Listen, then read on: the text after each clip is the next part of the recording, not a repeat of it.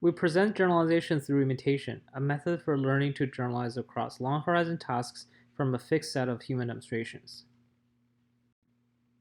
It takes a lot of data for robots to learn to perform manipulation tasks, even for grasping or stacking, which are short horizon tasks.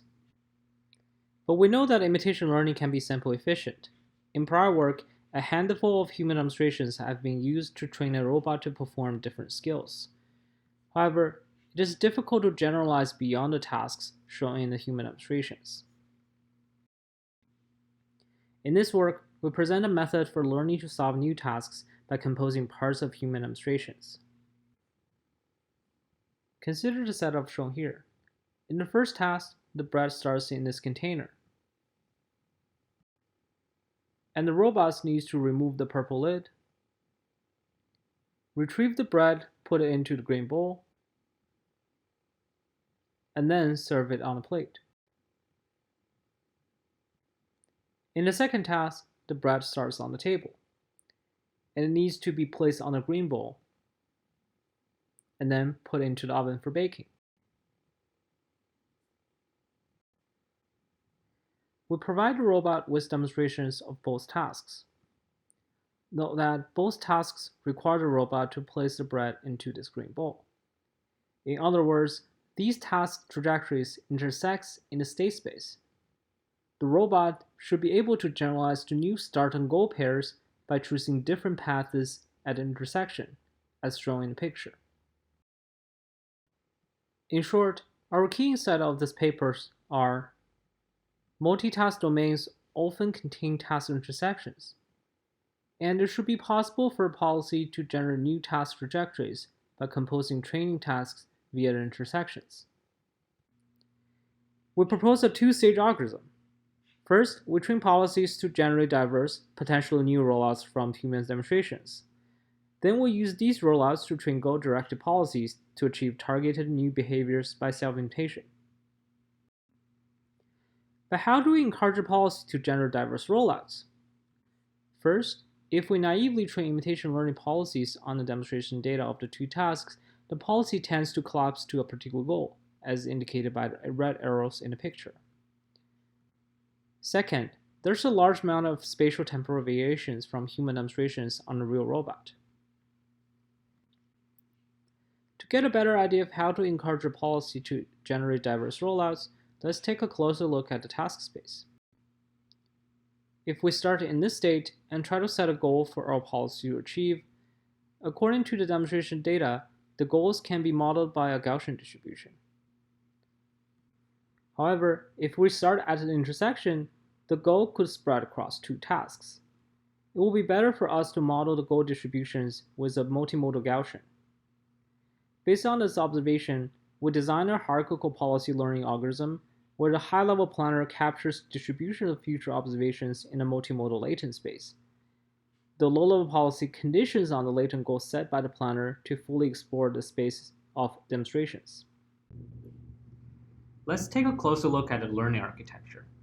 The high-level planner is a conditional variational autoencoder that attempts to learn the distribution of future image observations conditioned on the current image observations. The encoder encodes both a current and future observation into a latent space. The decoder attempts to reconstruct a future observation from the latent. The latent space is regularized with a learned Gaussian mixture model prior. This prior encourages model to learn to a latent multimodal distribution of future observations. We can think of this latent space as modeling short horizon subgoals. We train a low-level controller to imitate actions in a dataset that leads to a particular subgoal.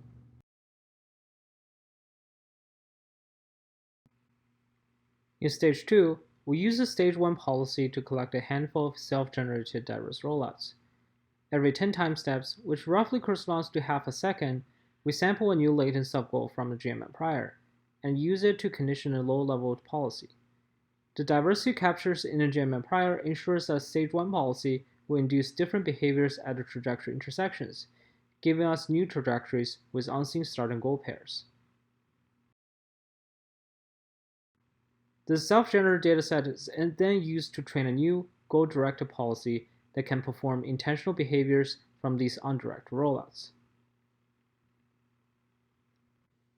We evaluate our method on a physical robot platform. We use a Frank robotic arm and 2 cameras for data collection, a front view camera, and a wrist-mounted camera. We use a phone teleoperation interface to collect human demonstrations. We'll collect only 50 demonstrations for each of the 2 tasks. The data collection takes less than an hour. Here we show the final results. We ask the robot to start from the initial state of one task, bread in container, and reach the goal of the other task, which is to put the bread in the oven. We emphasize that the policy is performing closed-loop visual motor control at 20 Hz purely from image observations. Note that the task requires accurate contact reach manipulations. With only visual information, our method can perform intricate tasks such as grasping, pushing the oven tray into the oven, or manipulating a constraint mechanism such as closing door of the oven. Here, we show the results of our first stage policy. Our policy can recover all starter-goal combinations, including both behaviors seen in training and new on-scene behaviors.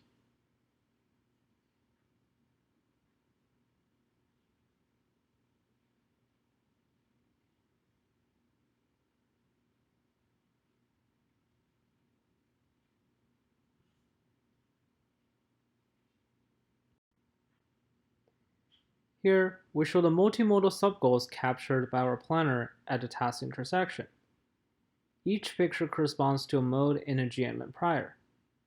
This shows our model captures both spatial temporal variations and cross-task variations.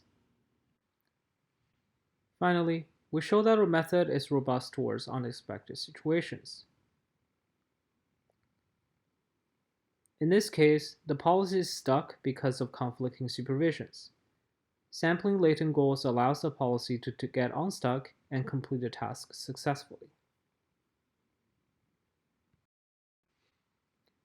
Our policy is also very reactive and can quickly recover from errors. In this case, the policy failed to grasp the bread twice, and finally succeeded the third time.